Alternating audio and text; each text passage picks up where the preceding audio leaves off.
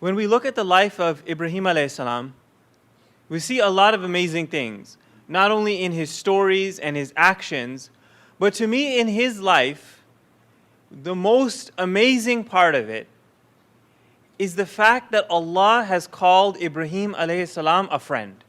And not just a friend or an acquaintance. I mean, we use the term friend very generally, right? Oh, he's a friend of mine, she's a friend of mine. I have lots of friends.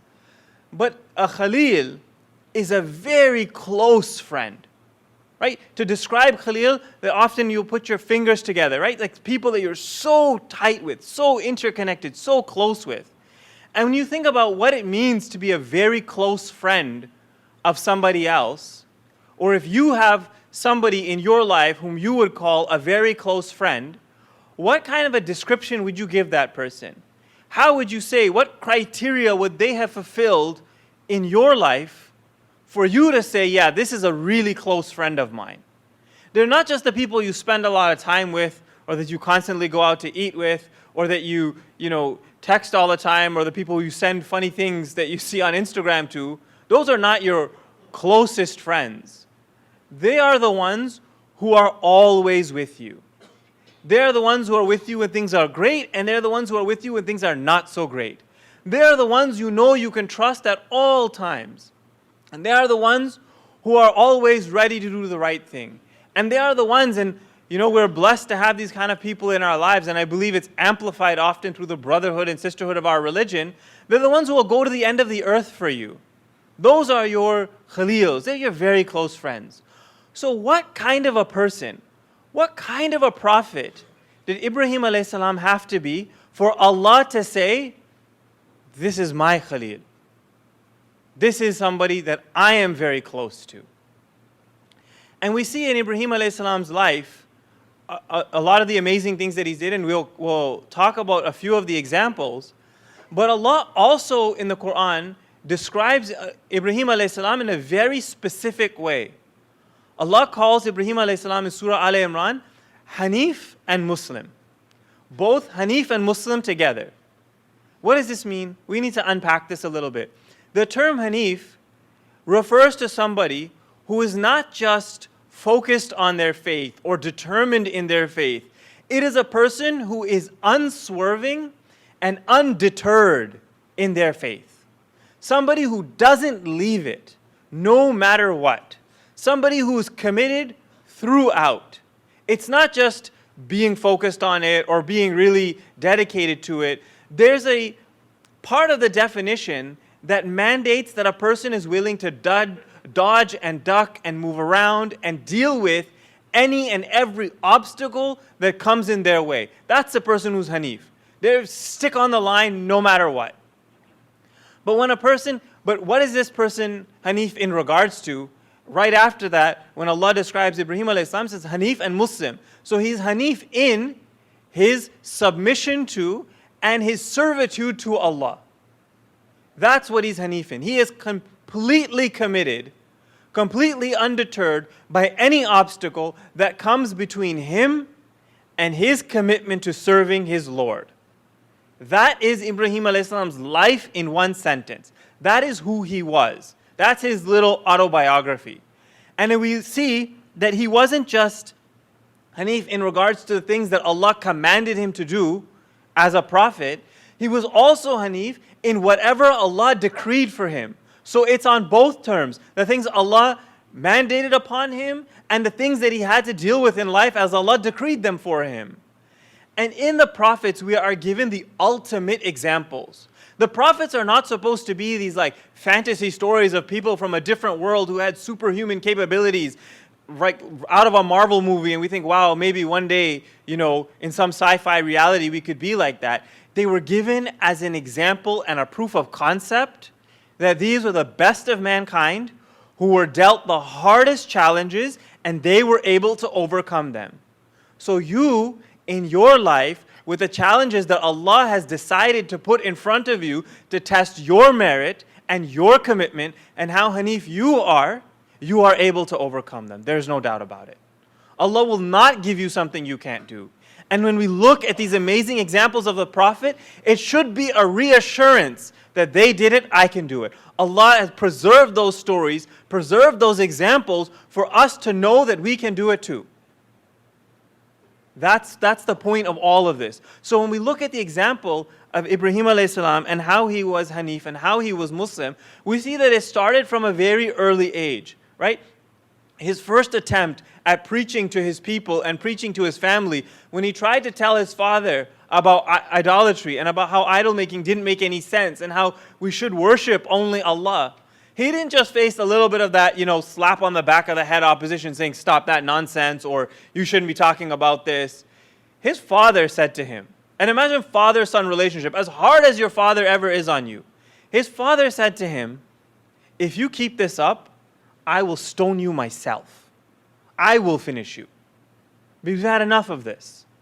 His father told him, went kind of 0 to 100 on him, that we are not dealing with this. We are not having this conversation. It's not happening. But he was undeterred. I said, okay, we'll find another way.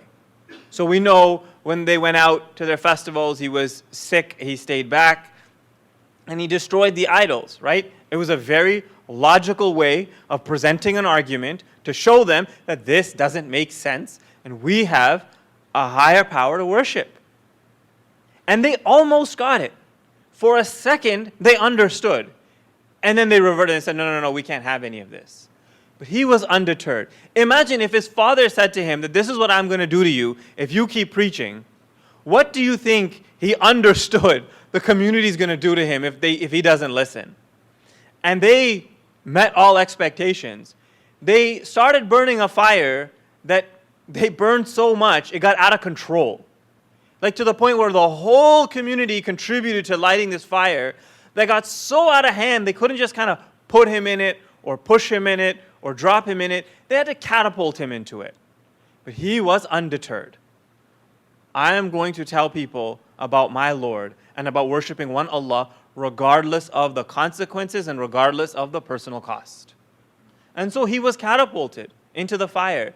And Jibreel alayhi salam came to him and said, do you need anything? And then Ibrahim alayhi salam said, not from you, from Allah, but not from you. And Allah protected him in that fire. He would say about the time in the fire that it was the most peaceful time in his life. Allah bent what we know as the laws of physics to protect his friend, to keep him safe and to keep him comfortable. Ibrahim alayhi salam put everything on the line and Allah responded. Allah is always there. And this is one of those big morals of the story, that you do a little bit and Allah is going to do a lot. A lot.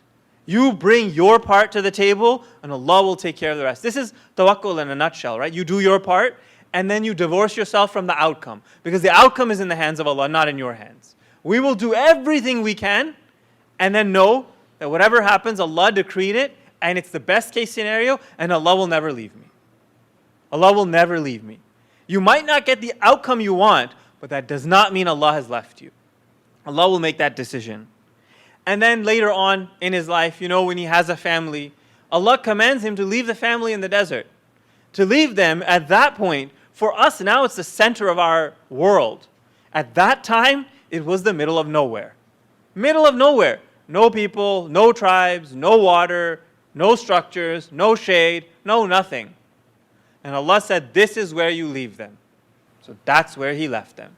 If Allah commanded it, nothing was going to stop him. No amount of rationale, intellect. Oh Allah, if I go on the other side of the mountain, maybe it's going to be a little bit better. Oh Allah, there's this other place with a garden at least. It gives them a head start. Oh Allah, can I leave them with another tribe that might take care of them? Allah said here, He said, okay. He said, it's what I got to do, it's what I got to do. And Allah took care of his family. And Allah sent the water for him.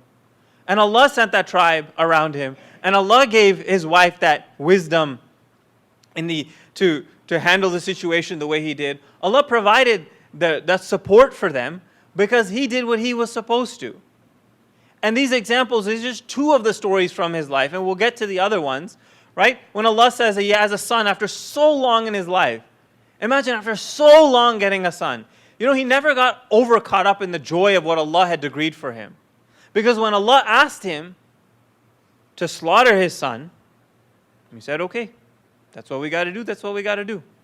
He never said, oh Allah, this is too much now. Like, this is enough. Like, I've reached my limit. I did a lot up until now, but this is pushing the limits. You know, what happens to us when Allah tests us and tests us and tests us? Like, this one is not fair, right? That's what we say. That this shouldn't have happened to me. Why me? How could this have happened? We get angry and upset with Allah and His decree. We don't know what's on the long scale horizon. We don't know what's going to happen. We don't know what's on the other side of tomorrow. He never said, he said, okay, that's what I got to do. It's what I got to do. But, you know, Allah replaced His son, took care of him, and protected him, right? And so his story continues. In our lives, we have to see how can we be Hanif and Muslim in the same way. Because Allah is not asking us to leave everybody. Allah is not asking us to slaughter our sons. But you know what Allah is asking us to do? He's asking us to pray at work. And that's not always very easy. In a boardroom, in a closet, in a stairwell. But Allah is saying, you got to pray, right? 5 times a day. You can't leave those. Allah is saying pray. That is your, you know, honestly, especially for those of you who work in corporate environments, and I was there when I was in school, when I was at work, I've done the whole praying in a stairwell, praying in a stadium, praying on the sidewalk. That's your Hanif and Muslim. Now, you know what? Doesn't matter what people say, doesn't matter how they look at me, doesn't matter what happens, I have to pray, right? So I'm going to pray. That's your Hanif and Muslim. That's your, I'm following what Ibrahim alayhi salam did in my own way. Allah is not telling us to slaughter our kids, but you know what you have to do? You have to maintain your modesty. And it's hot, and it's difficult, and there's pressure, and you get made fun of. And you know, you're going to hit a ceiling sometimes with regards to your social circles, with regards to your work, with regards to other things. That's a price that has to be paid. Ibrahim alayhi salam, whenever he was faced with a challenge, there was no price that was too much. Okay, they're going to try to kill me. Okay, fine. Okay, I have to do this. Okay, fine. There was no price that was too high.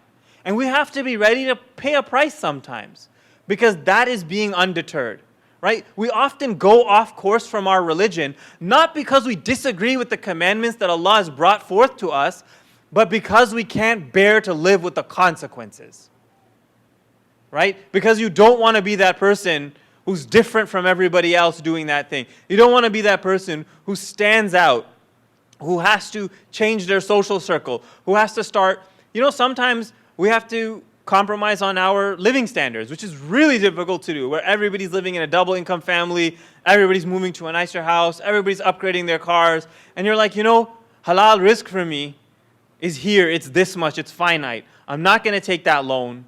I'm not going to enter that contract. I'm not going to push myself to take that job that maybe is kind of shady around the edges, the details of which aren't clear. I'm not going to jeopardize the halalness of my risk to keep up with my neighbors. So I have to live a little simpler. So what are you slaughtering? What are you sacrificing? What are you walking away from? A fancier lifestyle. Because that's you being Hanif and Muslim. And that's what's asked of us. Because the prize at the end of the tunnel is huge. Huge. Think for a second how you would feel if you were told that Allah has selected you as a friend. What does that mean in your life? Can you imagine the blessing? Can you imagine the contentment? Can you imagine the satisfaction, the protection? That's what we're after. That's what we're aiming for. The problem is we look for it in all the wrong places. We look for it in all the areas and all the things that we're not going to find it in. We will find that with our commitment, our unwavering commitment to what Allah has asked us to do and what He has decreed for us in our life. We do that, we stick to that, and we serve Allah no matter what comes our way. Test, blessing, hardship, benefit, barakah, difficulty. You stick to the plan, and Allah will take care of you. 100%. Allah will be there. And that contentment and satisfaction that we run around chasing, looking for everywhere, will be there. Will be there in our hearts. And once it's there, nothing is going to be able to replace it. And in the second khutbah, we're going to talk a little bit more about one of the other side points about being Hanif and Muslim and what that is going to, what the impact has on us, and also a little bit about Dhul Hijjah. One of the things we have to be prepared for in regards to being, committed, being on the path, not swerving, serving Allah at all times, is you're going to lose things. And more than things, you're actually also going to lose people. Ibrahim a.s. is referred to as an ummah, as a nation. But he was a nation himself, as one person. You know, Ibrahim a.s. with his son built the Kaaba. He offered the call to call people to the Kaaba to worship Allah. And at that time, who came? Who was there? Who heard it? But today, over the last few days, and maybe even over the next few days, there are millions of people descending on that area.